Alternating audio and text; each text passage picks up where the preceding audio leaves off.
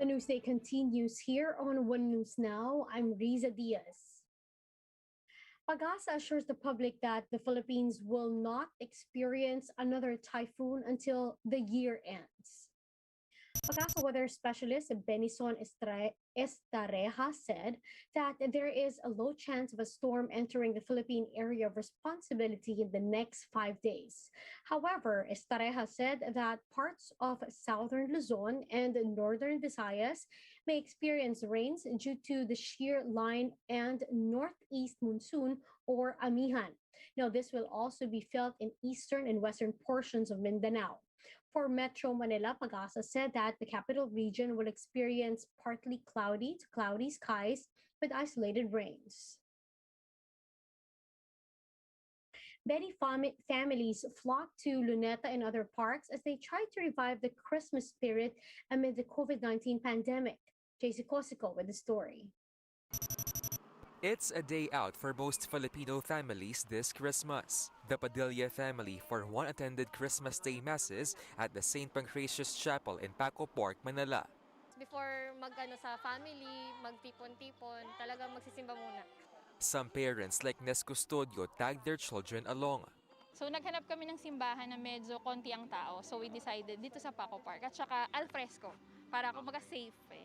Over at the Rizal Park, long lines welcomed guests at the entrance. Inside Luneta, kids were seen playing.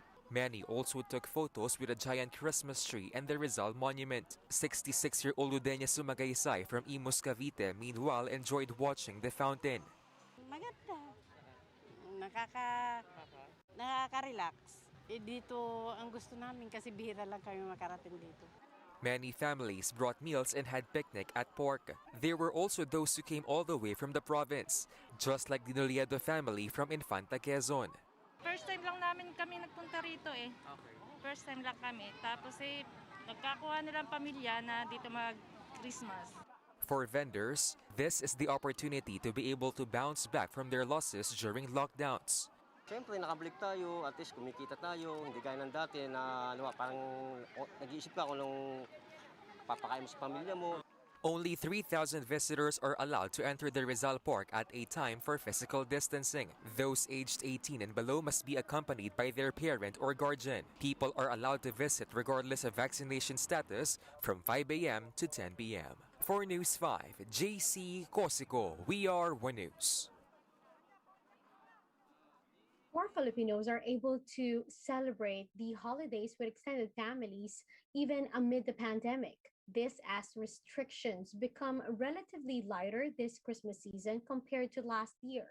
More in this report. Due to a relatively better COVID-19 situation compared to last year's Christmas, more and more families are able to get together this year. But the festivities still feel a bit different from the pre-pandemic Christmas gatherings. With more relaxed restrictions at our provincial borders, Rosita, 88 years old, is glad that she's able to travel all the way from Nueva Vizcaya to visit her family in San Mateo, Rizal. She and her immediate family had a 7-hour drive to surprise her siblings. I am very grateful and happy to meet my only living sister and brother. This is the only time maybe because I cannot tell how long I will still live. Her sister Davina said this Christmas visit is very meaningful for them, especially after 4 of their family members had the COVID-19 infection this year. Grateful and blessed kumbaga kasi this is the only time na magkita-kita uli ang mga relatives and close friends from any part of the globe. I wish also na they would still celebrate several Christmases tayo sama-sama uli na walang sakit or ano pa man. And her only wish this year is to have more Christmas celebrations with her siblings and the rest of their family. Observe the protocols. Oo, tapos siguro we should be always be aware of yung social distancing, di ba? Yan, ito. Like we are doing now.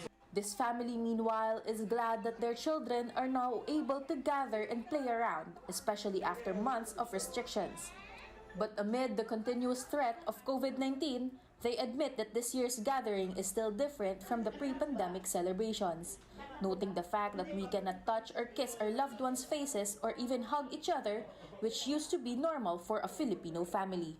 Hindi na katulad dati na as a family, nakakapag-group hug tayo sa mga friends, no? Syempre lalo na sa mga bata din, no? Hindi ka na talaga makapaghalik, lalo na sa mga maliliit. Thus, as part of precautionary measures, they made sure that all adults are now fully vaccinated and they just travel from point to point whenever they visit each other. Plus, the continuous compliance with minimum health standards. Since the country is now under low risk of infection, health authorities say small gatherings are allowed among families, but they remind everyone to avoid complacency amid the threat of the Omicron variant. Sam Tirante, we are One News. Meanwhile, residents in Odette-struck areas are still grappling with its impact a week after the typhoon barreled through the country. Para lang pong ordinaryong araw lang. Wala talaga. Residents stand on the side of the streets waiting for vehicles carrying relief goods. This has been the norm on parts of Manhuyod, Negros Oriental since Typhoon Odette hit the province. Their houses, boats, and fishing tools were destroyed, and they say help from the local government has yet to reach them. That is why they depend on handouts from private individuals. Ako gusto kong hindi umiiyak pero iiyak talaga ako kasi yung bahay namin wasak na wasak.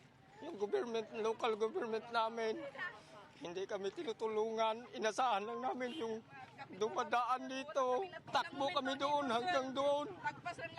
Hingi kami ng hingi. Wala na kaming hiya. With no money to buy food, most of them just opted not to celebrate the Christmas day anymore. A group, however, later came in and donated a few packs of spaghetti set and canned goods for everyone to share. Simple as it may seem, the mini feast added a smile to their faces as they greet each other a Merry Christmas. Kahit malungkot, nag-iba ang bahay namin, masaya naman kami, sir.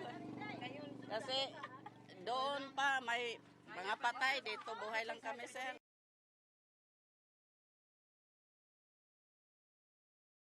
We'll be back with more stories after the break. Keep it here on One News.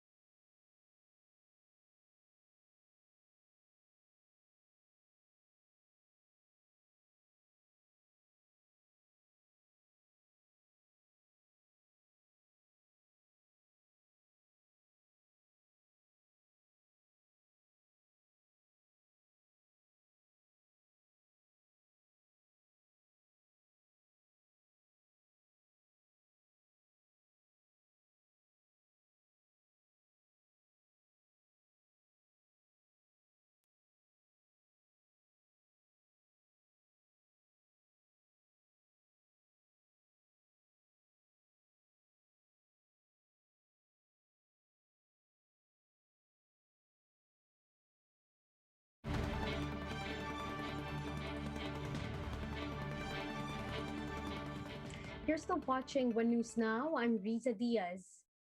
Here are other stories we're following across the globe. At least 16 people died while 63 were rescued after a boat carrying migrants overturned off the Greek island of Paros. Now, the Coast Guard said a search and rescue operation has been launched with air and sea assets deployed to the area. Authorities showed a video of the migrants' boat sunken beneath the sea. Now, they were able to recover the bodies of 12 men, 3 women, and an infant. Now, those who were rescued were taken to a shelter on the Paros Island.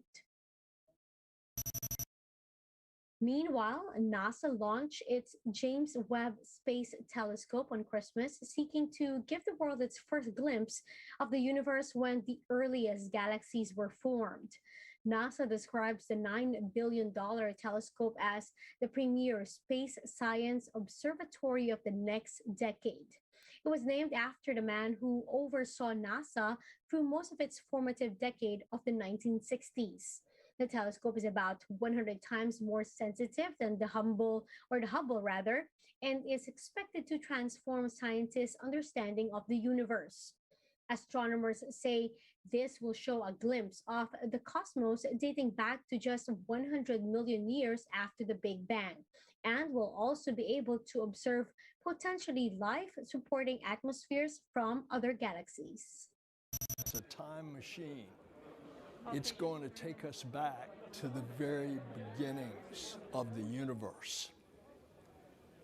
We are going to discover incredible things that we never imagined. And isn't that typical of this team, where the impossible comes possible?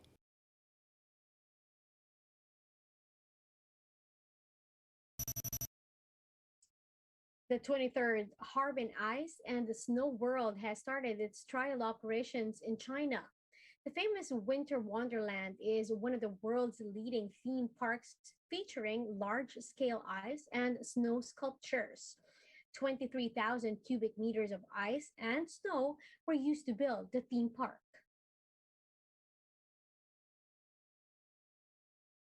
Now, as more fast fashion brands emerge, some want to harness technology as a potential way to ensure clothes manufacturing becomes sustainable. This as one company uses 3D printers to revolutionize how clothing is made. Let's watch this. Everyone wants to get that new Christmas sweater. But all those sweaters, as fun as they may be, are part of a big sustainability problem facing the garment industry. There's a lot of inefficiency in the supply chain today. There's environmental problems, there's social problems, because there's a very exploitative nature of some of the supply chains. And then you also have the customer experience. For the brands and retailers, it takes a long while and they have to hold a lot of inventory. Design, produce, sell. That's standard procedure for the industry these days. But new technologies are poised to shake that up by eliminating waste and infusing sustainability into the supply chain, creating a new paradigm: design, sell, produce.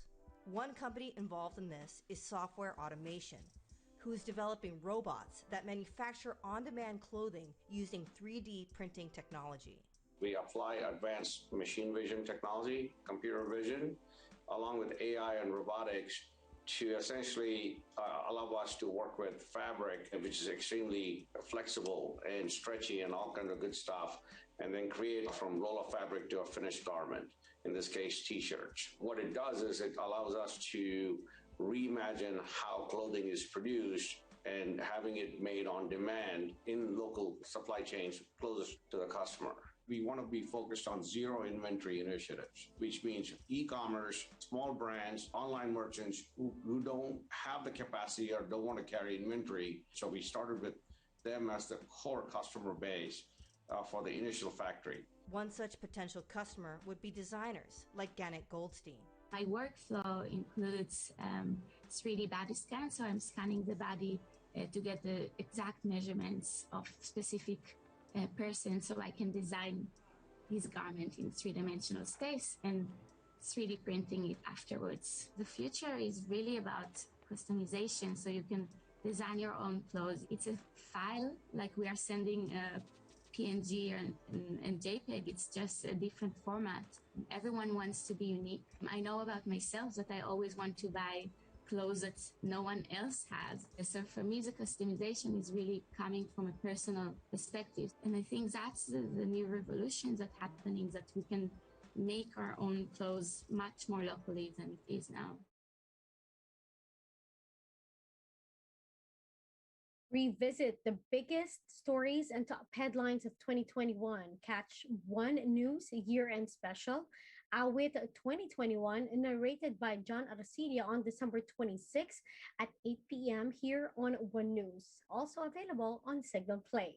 Here's a sneak peek. The first batch of Sinovac vaccines finally arrived this morning. Philippines received 2 million more doses of Sinovac's COVID vaccine. The government procured doses arrived in the country Thursday evening. The organizer of the Maginhawa Community Pantry is appealing to authorities to stop red-tagging volunteers. Wala po akong din sa Communist Party. A nation in mourning this Thursday, former President Benigno Noynoy Aquino III joined our The more contagious Delta variant of the coronavirus has spread across the Philippines.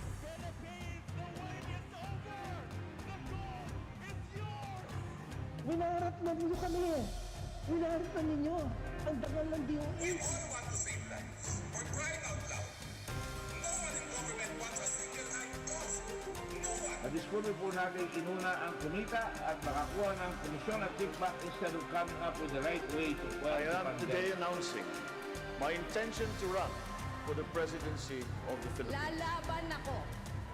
Lalaban tayo.